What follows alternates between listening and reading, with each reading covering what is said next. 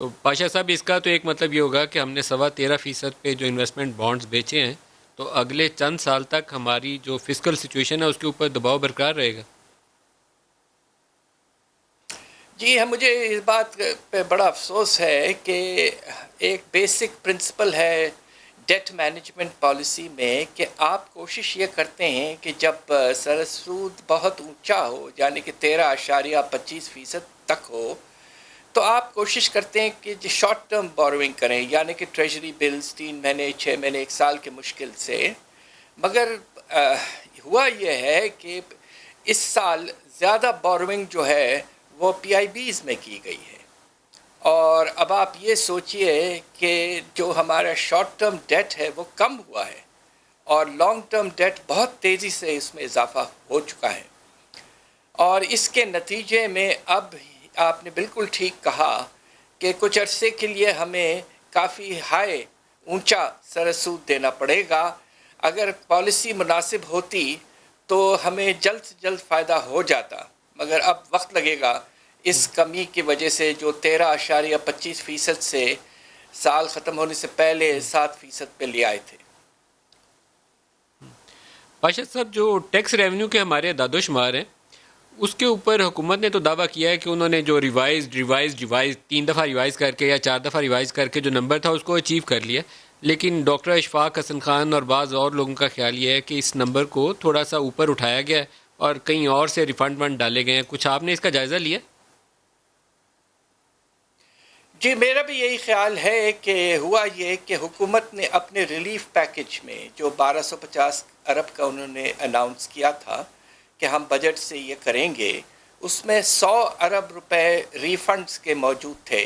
تو شاید میرے خیال سے سپلیمنٹری گرانٹ کے ذریعے انہوں نے یہ 100 ارب روپے ریفنڈ دیے ہیں اور ایف بی آر ریونیوز پر اس کے نتیجے میں کوئی اثر نہیں پڑا اور اس کی وجہ سے شاید ان کا جو آخری ٹارگٹ تھا وہ تقریباً اس کو وہ حاصل کر پائے ہیں. مگر آپ یہ سوچئے کہ سال کے آغاز سے آپ دیکھیں جب 5,555 ارب کا کمٹمنٹ آپ نے کیا تھا اس کے برعکس تقریباً 1100 سے زیادہ ارب کا شارٹ فال ہے. اتنا بڑا شارٹ فال ہم نے تاریخ میں کبھی نہیں دیکھا. اب یہ کہتے ہیں کہ اس میں کرونا کا دخل ہے، یقیناً ہے، آخری 3 مہینے میں ہے مگر 9 مہینے کے بعد میں بھی شارٹ فال 500-600 ارب کا ہو چکا تھا. تو یہ ٹارگٹس جو یہ حکومت ایکسیپٹ کرتی ہے مانتی ہے آئی ایم ایف کے ساتھ وہ دراصل زیادہ تر بالکل غیر ممکن سے ہوتے ہیں اور اس کے نتیجے میں سارا بجٹری پروسیس متاثر ہو جاتا ہے. پاشا صاحب تو اس طرح اس یہ سال جو بھی جی سپلیمنٹری گرانٹس کے ذریعے 100 ارب کو پار کیا گیا ہے یہ لیگلی اور ہماری جو بجٹ میکنگ کی ایکسرسائز ہے اگر اس کو سامنے رکھیں تو کیا یہ قانونی طریقہ ہے کہ ایف بی آر کے جو ریفنڈز ایف بی آر کے پیسوں سے ہم نے دینے تھے وہ سپلیمنٹری گرانٹس کی وجہ سے کسی اور جگہ پہ بل ڈال کے اس کو پارک ادھر کر دیا گیا؟ اس کی شاید وجہ یہ ہے کہ یہ ریلیف پیکج جب اناؤنس کیا تھا حکومت نے اور یہ پبلک نالج میں تھا کہ ریفنڈ 100 ارب کے دیے جائیں گے اور اس کی وجہ سے شاید انہوں نے مناسب یہ سمجھا. جی ایف بی آر کے ریفنڈز تھے اور خاص طور پہ یہ ایکسپورٹ ریفنڈز ہوتے ہیں تو اس لیے انہوں نے شاید یہ مناسب سمجھا کہ اپنے ایک طرح سے بجٹ تو ایک طرح سے ایک پورا وہ ایک سلسلہ ہے آپ ایک اکاؤنٹ سے دوسرے اکاؤنٹ کی طرف چلے جاتے ہیں حالانکہ اس طرح نہیں ہونا چاہیے.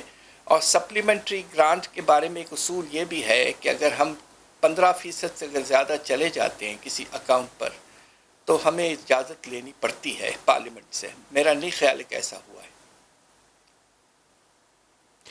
پاشا صاحب جو ایف بی آر کا ریونیو تھا 5,555 کی بجائے ہم 1,500 ارب کی شارٹ فال ہم نے بھگتی پچھلے سال. اس سال ہم نے پھر کوئی 5,000 ارب کے قریب قریب ہی پھر چلے گئے. تو اس سال کیا بنے گا؟ ہم کتنے پیسے اکٹھے کر پائیں گے؟ دیکھیے حالات بہت خراب ہیں اور معاشی حالات تو آپ جانتے ہیں. اب آپ دیکھیے جو دو ہمارے سورسز ہیں ذریعے ہیں جس سے ہم ٹیکس ریونیو حاصل کرتے ہیں سب سے بڑا سورس جو ہے وہ ہے آپ کا جو صنعتی شعبہ ہے خاص طور پہ لارج اسکیل مینوفیکچرنگ. اس میں آپ کو حیرت ہوگی کہ اپریل کے مہینے میں 42% کمی آئی ہے اور پہلے 10 مہینے میں 9% کمی ہو چکی ہے۔ دوسری طرف امپورٹس ہیں یا درآمدات جس سے ہم ریونیو حاصل کرتے ہیں، ان کا ریشو یہ ہے کہ ہم اندرونی سورسز سے تقریباً 60% اٹھاتے ہیں اور امپورٹ سے 40%۔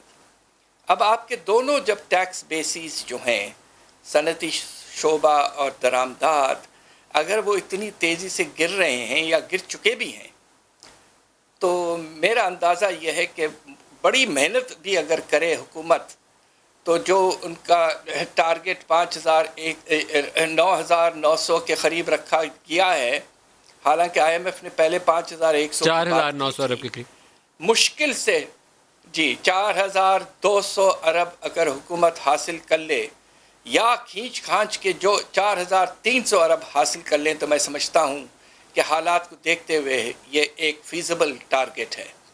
4,900 ارب بالکل غیر ممکن سی بات ہے اس وقت، جبکہ خاص طور پہ حکومت نے ایک ٹیکس فری بجٹ اناؤنس کیا ہے۔